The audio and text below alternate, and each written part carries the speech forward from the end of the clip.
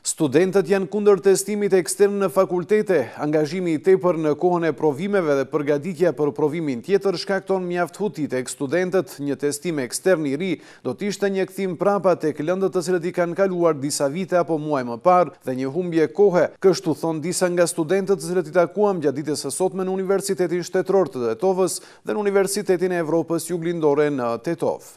Pored mene mislim дека екстерното тестирање на студентите не е добро, бидејќи ние имаме за тие работи добиена оценка, ние сме полагале, ние тој материјал сме го научиле и мислам дека тоа е безпотребно да се малтретираат студентите и да им се предизвикуваат стресови без потреба, затоа што тие научиле кога им требало, кога им било во тој временски период определено и мислам дека нема потреба. Po mendoj është mirë për studentët, do të ketë më shumë rezultat.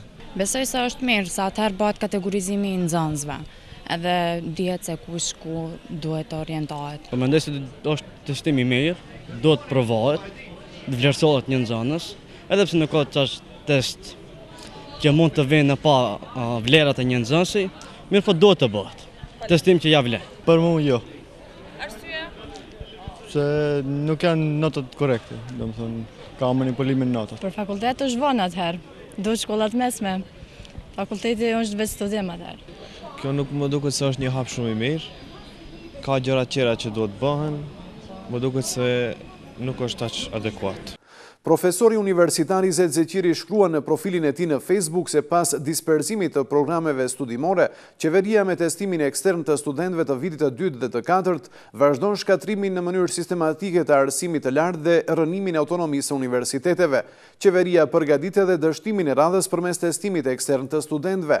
Me këto reforma të bëra më shumë për qëllime politike se sa arsimore, ka filluar shkatrimi i reputacionit të profesionit akademik dhe institucioneve të larta arsimore. U cënua autonomia universiteteve, u dobësua cilësia e shërbimeve arsimore, u bë rritja e numrit të studentëve të cilët nuk janë të aftë për të studiuar dhe ajo që është më tragjike, krijimi i shumë kvazi pedagogëve të rinj brenda natës. Për të përmirësuar gabimet, qeveria duhet paraprakisht të bëjë testime ekstern të profesorëve për lëndët që u ligjërojnë studentëve, të cilët për fatin ton të keq përmes politikës shumë pedagog me 5.99 mesatare në studime janë bërë profesor dhe u ligjërojnë studentëve, shkruan profesori Zet Zeqiri. Anketa e portalit fakulteti.mk e realizuar gjatë fundjavës, mbi 90% e studentëve janë kundër testimit ekstern. Me reformën e re të qeverisë dhe Ministrisë së Arsimit, studentët në të gjitha universitetet shtetërore dhe private do duhet t'i nënshtrohen provimit shtetëror në fund të vitit të 2 dhe të 4 të studimeve.